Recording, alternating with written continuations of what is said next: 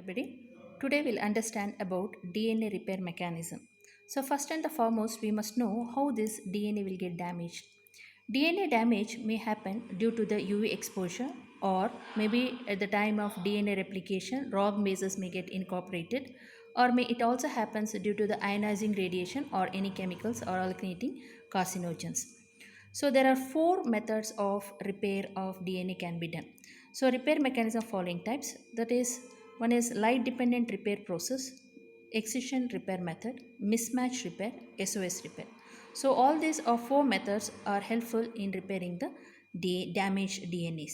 So in today's video we'll discuss about light dependent repair process and excision repair method. So what is this light dependent repair process? As the term itself says that it happens in the presence of light. That is, suppose if there is a DNA strand is present, if it is subjected for UV light reaction, then there is a chances for the development of thymine dimers. And this thymine dimers is actually not a healthy strand. This is a damaged strand. So this damaged strand has to get repaired, and this repair can be done with the help of an enzyme called as DNA photolase. So DNA photolase enzymes will get attached to this thymine dimers, and in the presence of light energy, this helps in breaking the crosslinks between the thymine dimers.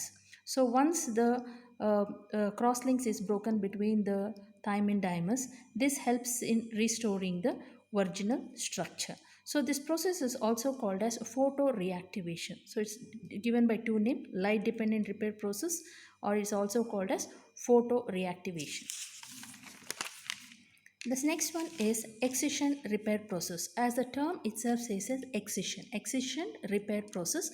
Excision is nothing but removal of a base or group of bases. So when this excision is going to take place, excision may happen in only one of the strand, not in both the strands. So remember, excision is happening in only one strand, not in both the strands. So the healthy strand here acts as a template, or undamaged strand acts as a template. So whenever there is a damage has been happened in one of the strand, it has to be cut away or it has to be spliced. Okay, so this involves three important steps. First one is the DNA repair endonucleases actually binds to the damaged area. So wherever the damage has been taken place, this DNA repair endonuclease will bind to the damaged area. Once it binds, it cut away or splices away the damaged area.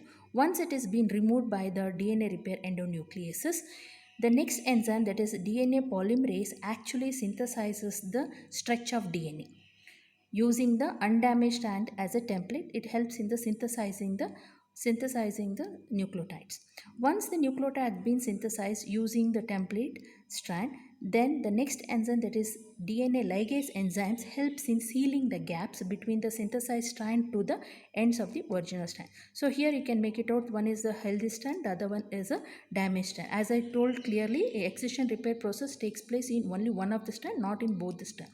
So this is a healthy strand, the other one is a damaged strand. So maybe a group of bases may get damaged, or only one basis may would have got damaged. First, this will be identified by the DNA repair endonucleases, which will help in cutting away the or splicing away the damaged bases or the group of bases. Once it is been removed, DNA polymerase enzymes comes into role, and it will start synthesizing the nucleotides. Once it is being synthesized, now the gap has to be filled by the DNA ligase enzymes. So that process will be done.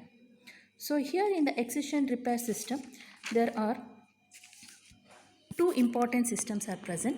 One is called as base excision repair method, the other one is nucleotide excision repair. So what is the difference between base excision repair and the nucleotide excision repair? In the base excision repair, a single base will be damaged, whereas in case of nucleotide excision repair, group of bases or more than one bases would have damage, which will cause the distortion of the DNA helix. So if a single base is being damaged, then it will be identified or removed by a DNA glycolase enzymes. This enzyme actually hydrolyzes the glycosidic bond between the base and the sugar. So once this base and the sugar, it is being broken by the DNA glycosylase enzyme, then that region is called as apurinic or apyrimidic site, and this site will be recognized by the AP endonuclease enzymes. So AP endonuclease enzyme will recognize the site. This site is called as apyrimidine site or apurinic site. So AP endonuclease enzymes plus the phosphodiester enzymes both together exercises the sugar phosphate linkage. So once this sugar phosphate linkage is being removed, so this is happening only in one strand, not in both the strands. In one strand, the damaged strand, you can see this entire linkage will be removed, and this, once it is being removed, it will be synthesized using this place will be synthesizing the nucleotides with the help of the healthy strands. So that will be done by the DNA polymerase. Once the polymerase synthesizes the missing nucleotide, DNA ligase seals the nick. Okay.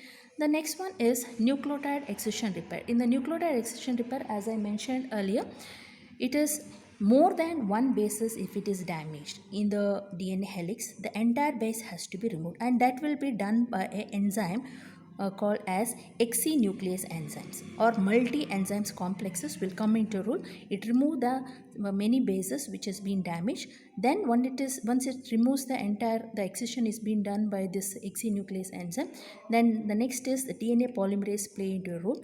It synthesizes the missing nucleotide, and this, once the missing nucleotide has been synthesized, then the later is the DNA ligase enzymes seals the nick, thereby complete repair will be done. Thank you.